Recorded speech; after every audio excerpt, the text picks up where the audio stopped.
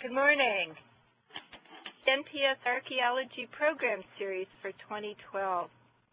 My name is Karen Mudar, and I'm an archaeologist in the Washington office. Today, Dr. Stacey Camp, University of Idaho, will present some of her illuminating research on the archaeology of Japanese American internment.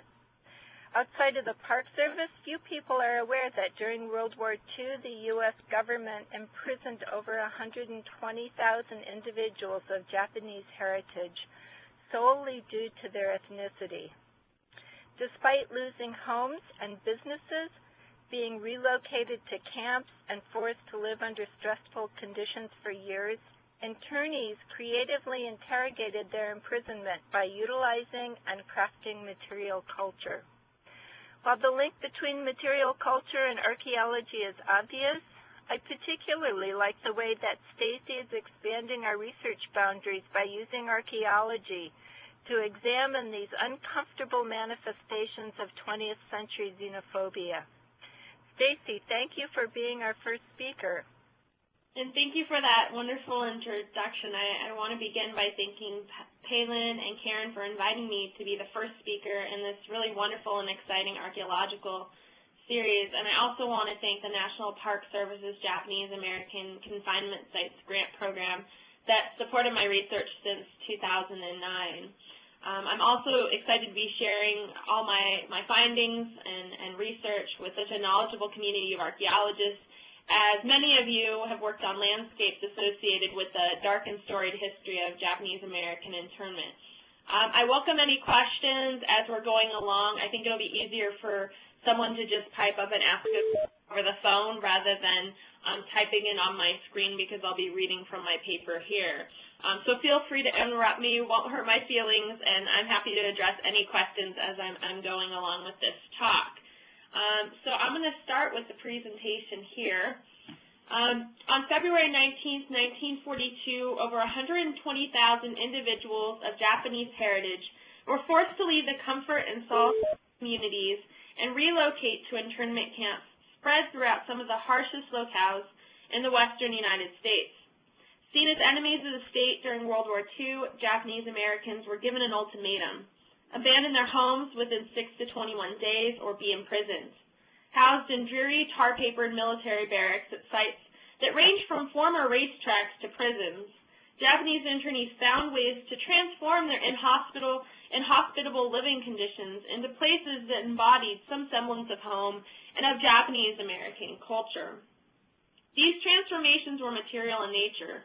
Internees creatively modified and consumed American-made goods, designed, built, and grew elaborate and ornate gardens, and composed expressive artwork utilizing local materials gathered from the desolate camp landscapes and trash middens.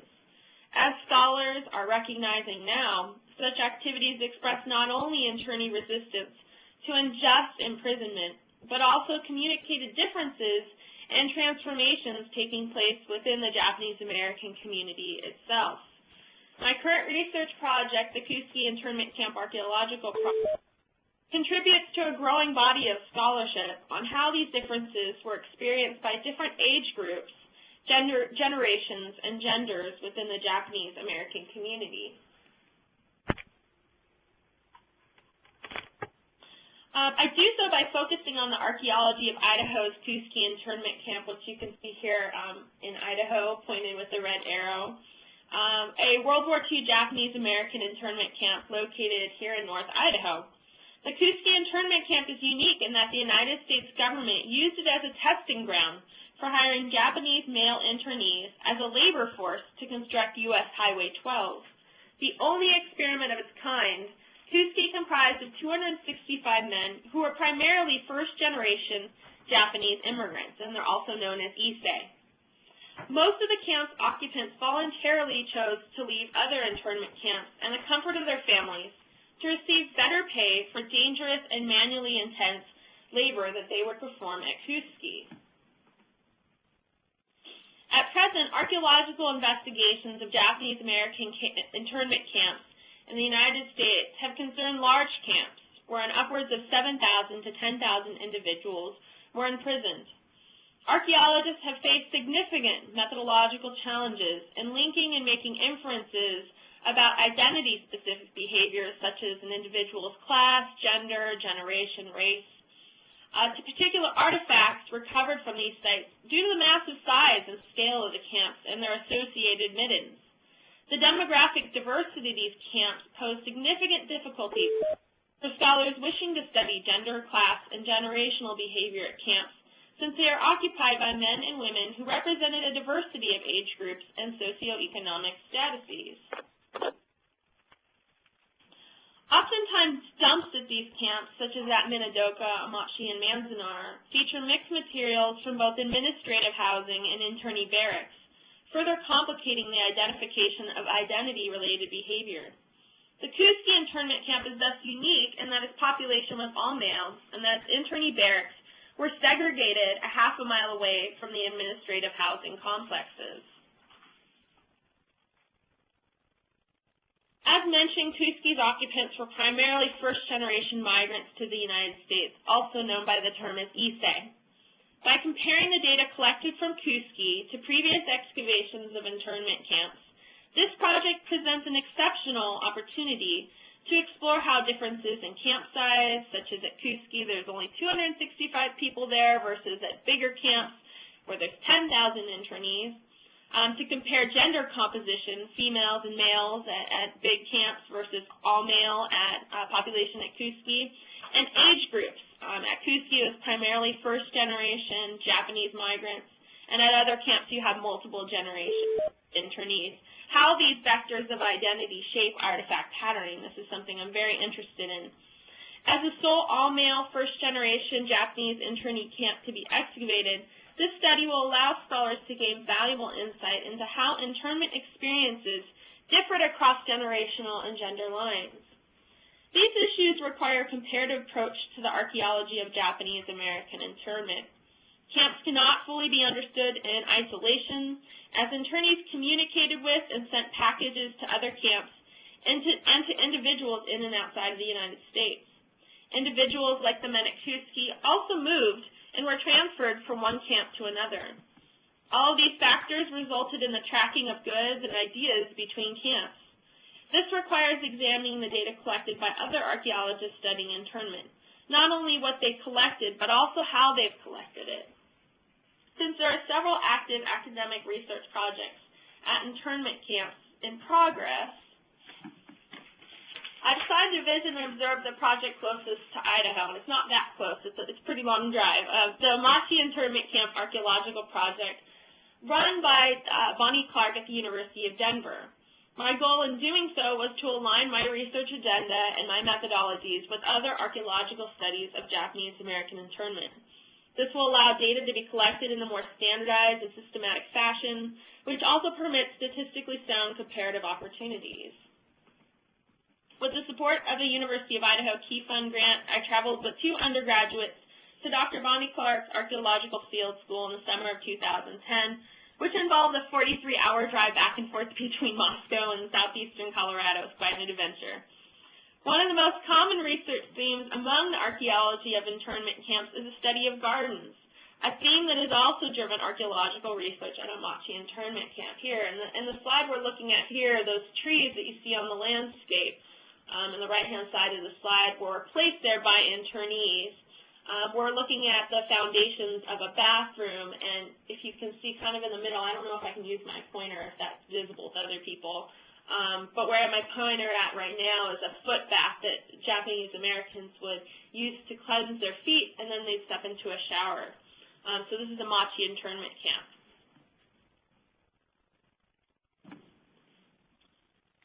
Despite being housed in dreary tar-papered military barracks, archaeological studies, such as projects at Manzanar, Amachi, and Minidoka, have demonstrated that Japanese internees engaged in gardening. They did so to transform their inhospitable living conditions into places that embodied some semblance of home and Japanese culture. When we arrived at Amachi, we were given a tour of gardens discovered over the span of Dr. Clark's research project. Here we see Dr. Clark, who's in the blue coat there, discussing how internees used unfamiliar materials such as concrete, locally quarried rocks, scrap metal, marbles, and lumber to compose beautiful communal gardens. The garden here was constructed between the mess hall, where internees would spend much time lined up waiting for food to be served and for a place to sit. And this was not only a garden, but a pond with a little wooden bridge over it. And this next picture gives you a better sense of how internees co-opted local materials, a variety of local materials that you see here in the ground, to make ornate and beautiful hardscapes. This is an entryway garden in front of a barrack with fragments of a flower pot on the former garden surface, which is kind of incredible. I don't know if it's still in situ, but I'd like to think that. This is the same entryway garden featuring an abalone shell, which was sourced back to California. Clearly, the internees sought to recall and recollect their former homes by transporting a delicate shell in the one suitcase they were allowed to bring to internment camps. As a few scholars have noted, gardening practices differed across generational lines. Issei, quote, developed the majority of ornamental gardens since they were the most skilled and knowledgeable about Japanese garden traditions, end quote. And this is an article from Temura. Garden design was also influenced by Issei's place of origin. Issei, living in urban regions, were employed, quote, as experienced ornamental gardeners and landscape professionals, end quote, which was reflected in their stylized, complex garden designs. And that's another quote from Murray's article on gardening in internment camps. Now I'm going to move on to Kooskia. In order to investigate differences between camps like Amachi and Kooskia, I ran a 4-week University of Idaho-sponsored field school at the former site of the Kooskia internment camp. One of the challenges we faced when planning archaeological research at this site is its multiple occupations. The site has a complex, multi-layered occupational history that spans prehistoric, proto-historic, and historic periods. Prehistorically and proto-historically speaking, served as a camping and hunting ground on the Nez Perce. The site witnessed new visitors in the 1800s and early 1900s. In September 1893, 27-year-old William Carlin of Vancouver, 28-year-old engineer Himmelwright, and 30-year-old John Harvey Pierce of White Plains, New York, met in Spokane and set out for a hunting trip along the vicinity of what is now the Kooskia internment camp. They were guided by Martin Spencer and brought 52-year-old George Colgate of Post Falls, Idaho, along as a cook. During their trek, they camped at Apgar Creek, which is where the administrative housing is located, or was located during the internment period, and fished at the mouth of Canyon Creek, which is located right next to the internee barracks. A Civilian Conservation Corps of Engineers camp, a CCC camp, which also went by the names of Camp F38 and Camp 38, was built near the Loxa River, which is what became the area known as the Kooskia internment camp, and it was built in June 1933. It housed 200 individuals who constructed roads, established telephone lines, and fought fires. The camp closed in October 1933. 2 years later, in August 1935, the CCC camp was once again occupied by federal convicts from Fort Worth, Kansas, along with officials and guards. Now known as Canyon Creek Prison Camp, its residents were charged with the task of constructing the Lewis and Clark Highway. The camp was closed in 1943 due to war-related expenses amassed by the Justice Bureau of Prisons.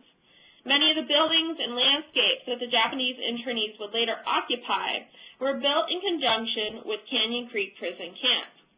Given the site's extensive history, we sought to locate areas of the camp that featured culturally modified landscapes and artifacts associated with the internment period.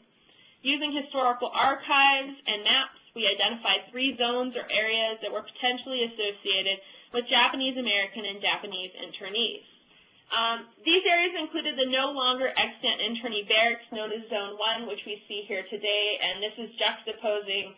The bottom of the slide is a modern photograph of what the barracks landscape looked like, and at the top, that area in the rectangle is where the barracks were located. And so that's the same landscape, looks absolutely nothing like the historic landscape, which is a little bit challenging. The second area we were studying, and we'll see photographs of this in a little bit, is an incinerator area that is surrounded by a large trash dump, and we called that Zone 2. And the third and final area is the site of a potential vegetable garden that was harvested by Kooskia's internees and possibly the federal prisoners that were there when it was a federal prison, and that we called that area Zone 3.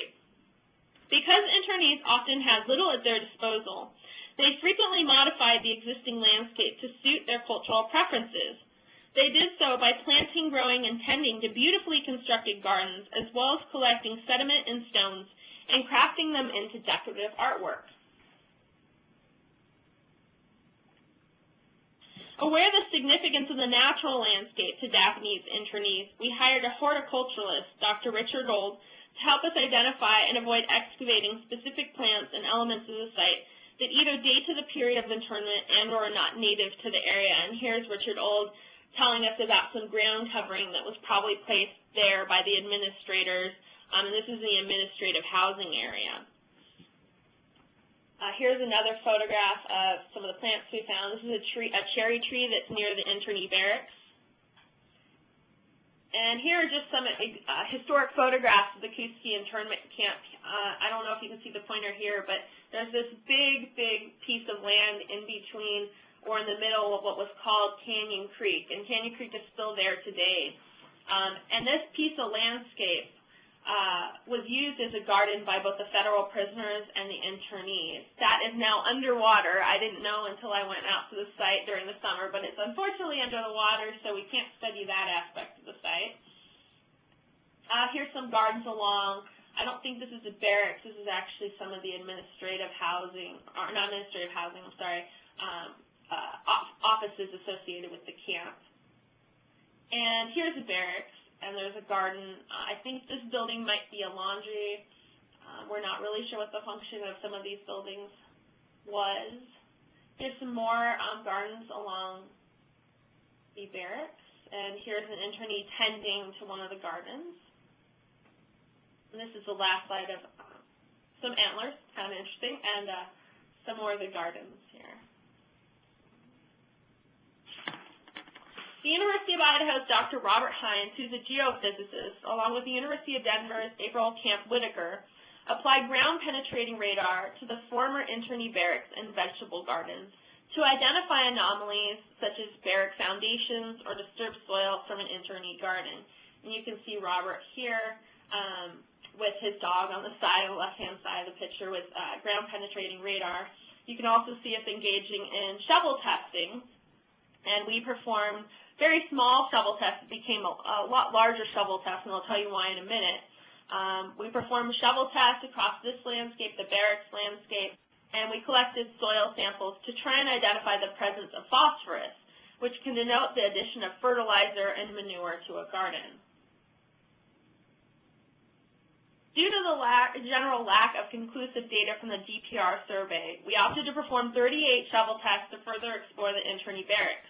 As we quickly discovered, the entire internee barracks landscape had been subjected to spill episodes. So a number of agencies had been using the abandoned internment camp, the barracks area, as a place to dump high volumes of highway-related construction debris for many, many years.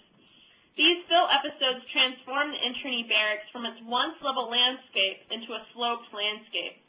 This made shovel testing quite interesting as we were pulling out large boulders, pieces of asphalt, and encountering strata with mixed contemporary, historic, and prehistoric artifacts. And here's an example of the shovel test and kind of the big, big rocks we were finding within them, making them very difficult to complete.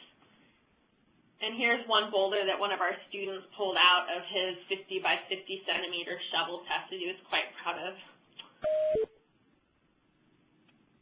As it always seems to happen on an archaeological site, we finally encountered something of historic value after starting to dig the 36 shovel tests in week 2 of the project. At that point, many of my students were quite dismayed and ready to throw in the towel. We hit the foundations of what may be a wash or a laundry house dating to either the prison era or internment era. We then used GPR, ground-penetrating radar, to trace out the foundations of the building and open up one additional excavation unit using the GPR findings. We intend to open up additional excavation units next year in 2013 to see if we can identify the building's function and size. The second area we explored, Zone 2, features an incinerator for organic trash and a very large midden for non-organics associated with the camp. This is where the majority of the material culture I will discuss today was found. Here we conducted a complete surface collection and excavated 3 test units to determine the horizontal and vertical distribution and integrity of the deposit. In the excavated units, the trash deposit extended as deep as 90 centimeters below the surface, at which point we encountered sterile soil in the water table. The midden was so rich in artifacts that it took a team of 2 to 3 experienced historical archaeologists an hour to screen 1 bucket of dirt. We kind of joked that we were screening artifacts and not screening dirt, which made backfilling a little bit difficult. We intend to return to this midden next year to continue excavations and work on defining the midden's horizontal boundaries. What's kind of unique about this midden is that Canyon Creek, which goes through the internment camp, I think I can press on this. Yes, I can. Canyon Creek went right through the internment camp here. This is the internee barracks. And when the camp was occupied, there was this vehicle bridge right here that allowed cars to go over and dump trash. And here's the incinerator. You can see it better close up when you look at historic photographs. But essentially, that vehicle bridge was dismantled when the camp, when the internees left the camp in May 1945. And so really it's been protected by the natural landscape, the existence of this creek. So one of the challenges we faced is actually getting across that creek. It's not that big, but I was just out there a couple weekends ago, and it's pretty knee-high right now. So we're kind of dependent on how the snow season goes. If it's a really difficult snow season, we're not going to be able to get out there until late July or early August, which makes it challenging to run a field school when you're on an academic calendar. So that's great because it's preserved the trash midden, but it's also a challenge for us to get out there. And the bottom picture is a picture of the modern incinerator. Here's actually in the area in Zone 2. You can see a lot of tin cans. This is actually a half-and-half tobacco tin can that one of my students studied. I think I can, there you go, right there. And we see pictures of those tobacco cans in historic archives. Here's a bottle in the northern wall of one of the excavation units. This brings me to the last area we surveyed and studied, and this is termed Zone 3, and this is a location of administrative housing and a former vegetable garden tended by the internees. Administrative housing was located 1/2 mile from the internees barracks. The area is now a campground, and in places it appears to have been substantially modified and altered. We systematically mapped the area, collected soil samples from it, and the results are pending from the soil analysis. We hope to return back to the area to explore the material culture of the administrators, which I think would be very interesting, to see how their material lives differed or mirrored that of the internees. We concluded our field season with a public archaeology day. Oh, and this is another photograph of the administrative housing, historic photograph of administrative housing. And some of the foundations of the homes are still there, which we discovered by doing GPR. So I'd like one of my students to go and do some research on those at some point, or I may end up doing it. So we concluded our field season with a public archaeology day, which involved a display of artifacts excavated from the camp and a lecture by Dr. Priscilla Wagarth, the author of a recently published book on the Kooskia internment camp. The public archaeology day gave us a chance to emphasize the importance of the site and the role of the city of Kooskia, the role that Kooskia plays in site stewardship and cultural resource protection. We also took visitors to the site for a tour of excavations, which you can see here, though we excluded the large trash dump from our tour that's across the creek behind them. It's kind of over here. If you look at the slides, the creek's right back there. So we excluded that area so that we can keep the site undisturbed for future research. Our research continues to be detailed on our project website. We have a blog, which is an additional way we have communicated our findings to the general public. I've also given an upwards of about 30 or 40 talks about the project since 2010, sharing new discoveries that we have happened upon while conducting laboratory research. The laboratory research is still underway, and we are still trying to figure out which horizontal and vertical deposits are definitively associated with the internment camp era. There are a few artifacts that appear to reflect the Kooskia internment camp's unique demographic attributes. In what follows, I will talk about some of our findings and interpretations. These findings, of course, may be amended or revisited when we return to Kooskia for another archaeological field season in the summer of 2013. And if you have any students or people that want to volunteer in the project, I always welcome new faces. I'm really supportive of having a variety of people come and work on the project. Ceramic studies at Manzanar and Amachi both note that the majority of the ceramics were not government-issued institutional ceramics, like this U.S. quartermaster vessel we found at Kooskia, but rather non-institutional ceramics such as fiesta wares and plain semi-vitrified whitewares. Branton, in her study of Manzanar's ceramic assemblage, notes that over 96% of the ceramics encountered during surface collection of the camp's landfill were non-institutional. The same goes for Amachi's surface collection, where 91% of the ceramic assemblage was comprised of non-institutional ceramics. The nearly complete lack of Japanese ceramics at Kooskia suggests that women, particularly first-generation Issei, were likely predominantly responsible for obtaining Japanese ceramics. Some of you may be familiar with this ware and have it in your home. One of the most common non-institutional wares found at internment camps is fiesta ware, a bright festival and very durable ware introduced by the Homer Laughlin Ceramic Company in 1936. Fiesta wares were not used inside mess halls, but rather were considered the personal property of internees. There were a number of ways objects like fiesta wares could make their way into internment camps. Goods could be mailed to internees from friends. This is a quote from Clark and Skiles, friends, non-intern family members, or others in their communities. Camp cooperative stores run by internees and mail order catalogs also provided access to products not provided by the United States government, including clothes, ceramics, toys, and food. However, Clark and Skiles argue that, quote, it is likely that almost all the Japanese ceramics recovered from Amachi were once part of the internees' household goods and were either brought with them or later shipped to the site, end quote. The prevalence of personally owned fiesta wares in Japanese internment camps suggests that ceramics with Japanese motifs of ceramics produced in Japan were not only the only ceramics that symbolized home. In Imagining Consumers, designed from Wedgwood to Corning, Regina Blaskitz argues that Southern California consumers were familiar with the symbolic connotations that came with purchasing fiesta wares. She argues that the designers of fiesta wares targeted Californians by making their wares reference the styles and colors popular during California's Spanish colonial period. Many of the Japanese-American internees at Kooskia came from California, as it was the common point of immigration. Perhaps consuming fiesta wares was another way Japanese-American internees were able to recreate their former pre-internment and post-immigration homes. Only a few fragments of Japanese export porcelain were found in the entire collection at Kooskia. Despite this minute amount of Japanese wares, the Kooskia internment camp's vessel form suggests that Japanese internees were continuing to maintain traditional foodways, or at least some traditional foodways. While we have yet to calculate the minimum vessel count, numerous hollowwares, specifically bowls and teacups, appear to greatly outnumber flatwares such as plates. So for Issei men, it seems that the origin, decoration, and origin of the vessel was less important than its form and the food contained within it.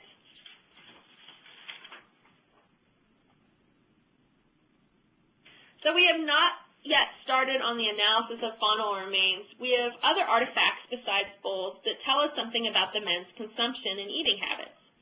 We found a number of wadded up tinfoil balls, which I normally would discount to camping trash, but one of our graduate students, Shay Henry, took an interest in it and wanted to study them.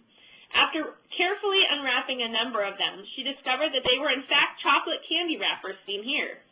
The candy was manufactured by the Imperial Candy Company of Seattle, Washington, which opened in 1906 and stayed in business until 1974. Here's some advertisements from the company. The company specialized in hard candies. Interestingly, the wrappers captured an important transition in candy marketing in America. Prior to World War I, candy and chocolate advertisements targeted women and directed and stressed their ability to cure female problems. After World War I, chocolate started to be marketed towards men, stressing the vitality they would gain by consuming these chocolate bars. Those ceramics produced in Japan found at Kooskia, as I mentioned, are in small in numbers. The fact that they were discovered at Kooskia speaks to the interesting gender dynamics at play within internment camps. One of the observations often made by scholars interested in ceramics at internment camps is that they were selected by the female heads of households. What does it mean, then, that we have encountered Japanese ceramics, though small in quantity? Perhaps ceramics decorated with familiar Japanese scenes, such as this medium-sized porcelain bowl fragment, triggered memories of home and family. This bowl, which was researched by an undergraduate student, Jess Workman, exhibits a unique design that was made via a process known as fukuzumi. This involves having an artist place a stencil over the vessel and then spraying or blowing pigment, in this case blue pigment, over the bowl. Once the stencil is pulled away, a design is revealed, which usually has blurry edges, like you can see here with the bird. Another decorative ceramic found during the 2010 excavations was what appears to be also a Japanese export porcelain featuring a moriage design. Moriage refers to a raised clay decoration placed on a ceramic vessel. Given the stylistic features of this vessel, it appears it is a piece of Japanese Nippon-era ware, made for export out of Japan from 1891 through 1921, or potentially made in Japan-era ware, which dates from the 1920s through World War II. This decorative piece appears to feature portions of a dragon's tail, especially when compared to pictures of a dragon vessel found in Joan F. Van Patten's Collector's Encyclopedia of Nippon Porcelain. The interior of another associated sherd exhibits brown luster, which is frequently used in the opening of Nippon-ware vessels, according to Priscilla Wagars. Was this a gift given to an internee sent by a family member? Or did men also consume ceramic goods as a nod towards their ethnic heritage? I just threw this in because the Forest Service archaeologists love this creamer. But I'm kind of curious as to why we find a creamer associated with some of the Japanese-American internee wares. And so I'd like to study a little bit more about this. And as we move forward and try and interview some of the people associated with the camp, we're hoping to find some answers as to what maybe this creamer was used for. And here's kind of one of the many propaganda photos produced by the United States government, and this is a photograph of a dining table that we presume to be in the Kooskia internment camp. And what's interesting about this photograph is if you look at the table and the wares on the table, it's what we would consider kind of traditional Anglo-American wares or setting with the plates. And this is interesting when you juxtapose it with the archaeological data, which shows a preponderance of bowls. Artifacts associated with gaming and leisure appear to reflect clear differences between Issei and Nisei, and Nisei refers to second-generation Japanese immigrants or Japanese Americans, men's experiences in internment camps. As one internee at Arizona's Poston internment camp described, Japanese women tended to shun gambling in their communities and were critical of men who engaged in such activities. This appears to be reflected in the assemblages of other internment camps. Only a few gaming pieces or go pieces that are small objects that are easily lost have been recovered. At Kooskia, a diverse range of gaming artifacts were found during excavation, including what appears to possibly be a bone mahjong piece. And I don't have a good photograph of that right now, but I will get one at some point. In this image, we see a wide variety of gaming pieces, some that appear to be manufactured on site from stone, mortar, and clay, and others that appear to be mass manufactured. These pieces may have been used in a number of traditional Japanese and Chinese games. According to oral histories, the types of games Japanese men played were dependent on their generation, age, and class standing. For instance, Hana, a game that originated in Japan, was popular amongst lower-class gardeners, fishermen, older produce men, farmers, and migratory farm laborers. Some oral histories suggest that mahjong died out of favor right before World War II, although the archaeological record at Kooskia suggests otherwise. Perhaps Japanese-American men used games like mahjong to craft some semblance of home and recall their pre-internment lives. This is one of my favorite artifacts from the camp. I think everyone that sees it says the same thing. One of the most important finds from the 2010 field season similarly suggests that an internee's gender and year of migration shapes artifact patterning at internment camps. Here we see what appears to be part of the Japanese tradition of suzuke, the act of collecting and arranging stones into gardens, landscape scenes, animal shapes, and human forms. We have several fragments of this artwork. Right now, we estimate that we have a minimum of 3 vessels in our collection representing this artwork tradition. With no access to traditional materials, Internees crafted portable art, such as this piece, to continue cultural practices. Similar-looking art made out of rock and sediment has been featured in museum displays, with pieces serving both artistic and functional roles ranging from rock-decorated pencil holders to vases. Interestingly, objects such as the one pictured here have not been found at other internment camp excavations, suggesting that this form of artwork may be specific to first-generation male Japanese immigrants. Evidence of the continuation of this practice at other internment camps is documented in one photograph found at Fort Missoula Internment Camp, a camp from which many of Kooskia's internees came. The photograph illustrates men, not women, holding and displaying what one presumes to be their own artwork. Similar-looking art made out of rock and sediment has been featured in books like Priscilla's on Kooskia's internment camp. As Jane DeLucier, a historian of Japanese internee art, has argued, artwork that required tools was usually performed by men, though there are a few instances in which both women and men transgressed what were generally strict gender lines dictated by a patriarchal Japanese kinship structure. Tools were typically perceived as contraband within internment camps. However, at Kooskia, the men were often given free rein of the camp, as the overseers recognized that there was really nowhere to flee in this remote setting. And another thing that makes Kooskia really unique is that it didn't have barbed wires around the camp, because essentially there's nowhere to go there. And it's still like that to this day. It's really out of nowhere. They were even given keys to vehicles and access to gasoline, as one of my students, Paige Davies, discovered in her study of keys found during excavations at the camp. The next set of data tells a broader story of internee resistance to camp conditions.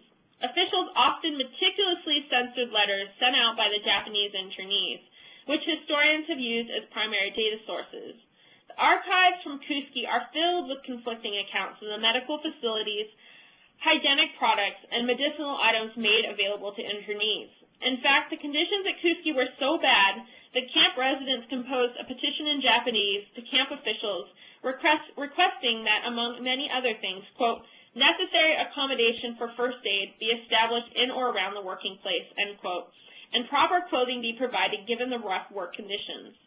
At the time, internees writing the petition claimed that there was, quote, not even a single medical officer to look after the lives of 130 persons, end quote, at the incredibly inaccessible work camp. And it's still like this today. Medical facilities are very hard to come by. You have to go about 3 hours to get to anything with a doctor. Archival memos written by camp managers suggest that the petitioner's requests were met immediately. Government officials wishing to uphold the rules of the Geneva Convention and health and safety standards set by federal and state legislatures penned such documents, calling into question the validity of their statements. These artificial teeth, we'll see them in just a minute, and dentures stand as a reminder that internees often had to fight for adequate care. They represent the outcomes of internee protest and defiance. So here's, you never want to find teeth on an archaeological site, but luckily once we washed these teeth, we noticed that they actually have a gold number on them that you can see in this photograph here, thankfully. And here's a picture of the Japanese dentist that was there for a time. And I'll skip this inkwell. It's kind of an interesting piece. There's another picture of a dentist there. All right, Callie Oliver's research on medicinal products found at the camp uncovered a Japanese-manufactured patent medicine bottle predating the occupation of the Kooskia camp. It was manufactured between 1929 and 1943 by the Wakamoto Pharmaceutical Company. We determined this by translating Japanese characters found on the neck of the bottle fragment and then contacting the Wakamoto Pharmaceutical Company, which is actually still in existence today. And I've been very lucky that I've had several students who read and speak and write Japanese who have been helpful in talking to the Wakamoto Pharmaceutical company. And this was what was called a source of used gastrointestinal supplement that was infused with vitamin B. And we know this because they were kind enough to send an advertisement of this medicine to us when we were corresponding with them. And so you can see that's a picture of the bottle we have in our collection. And here's an example of what the bottle would have looked like complete. And here are the fragments of the bottle that we've cataloged and found in the collection so far. Interestingly, all Japanese manufactured products were banned from importation into the United States during World War II. So how did this medicinal bottle, one not documented in purchase orders, and we have lots of them in our copious archives, make it into the internment camp? One possibility is that a Japanese doctor brought it to the camp with him while he was practicing there. Another possibility is that internees brought medicinal products of their own into the camp in the one suitcase they were allowed to bring. In either case, this delicate glass bottle must have contained medicine that was extremely important to a Japanese-American internee, as it was one of the few things he chose to place in his suitcase. Another medicinal product found during the project is an eye serum made by Marines. According to Kelly Warren's archival research, nearly 50% of the men at Kooskia experienced eye troubles at any given time, problems that were directly related to the dusty and dangerous highway construction work they were conducting.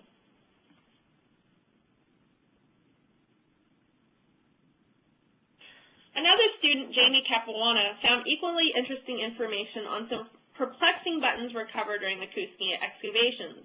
A wide range of button types were found in the camp, including those that you see pictured here. One of the more interesting buttons is pictured and stamped with the manufacturer's mark, City Button Works, New York. According to Jamie's research, City Button Works only stamped their name on the backs of buttons like the one seen here during World War I. Given the site's long-term occupation history, one might assume that this button was used prior to the internment camp period. However, the button was found on the surface of the site and in context with other internment era-related artifacts, like the gaming pieces we saw earlier. After Jamie conducted extensive archival research, she discovered that the internees were receiving their work clothing from Army surplus stores that carried clothing used in past wars. The U.S. Prison Service buttons pictured here in the middle of the slide were likely worn during the site's prison camp era, when the site was known as Canyon Creek Federal Prison, and internment camp era, since many of the employees who worked at Canyon Creek Federal Prison continue to be employed as staff members when the site became the Kooskia internment camp. And that was a big problem because a lot of the people who worked there as prison officials treated the internees as if they were prisoners. And so some of the internees made formal complaints against the people that were working there. This was verified during Jamie's archival research, where she discovered orders for guard uniforms and buttons. These documents discuss limiting the adornment of a button, like the one seen here, to officers rather than guards. This suggests that there existed a clear class structure within the prison and internment camp employees, which they would visibly display using buttons such as these.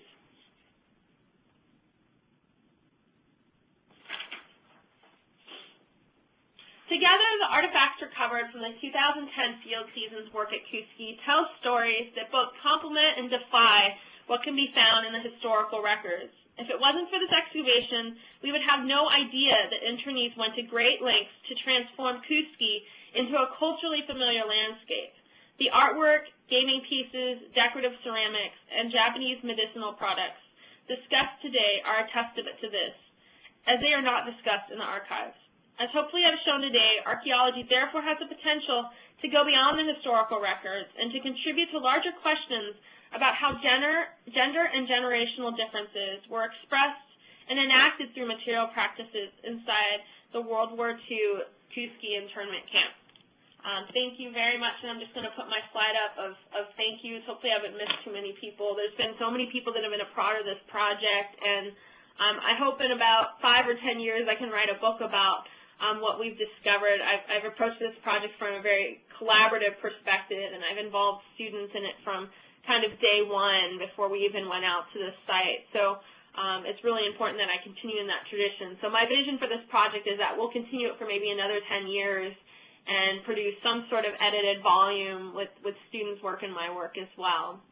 So I'm happy to take any sorts of questions or comments, and thank you for listening. Thank you very much for that wonderful talk, Stacey. Do we have any questions?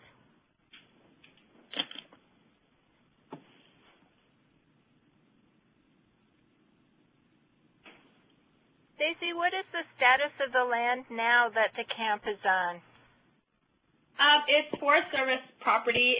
It was historically and prehistorically Nez Perce land, and there's kind of a tenuous history behind how the United States government acquired that land for the Nez Perce. So when we set out to do this project, I've consulted with the TIPO, the Tribal Preservation Officer of the Nez Perce, as well as the Forest Service, and that's part of the Forest Service's process as well. But so it's on Forest Service land, but it's really out in nowhere. It's along a highway that a lot of people travel to go to Montana, and people are very curious about this site in the town, and the people that come to visit. There's a couple resorts out there. It's a beautiful place to go if you haven't figured that out from the photographs.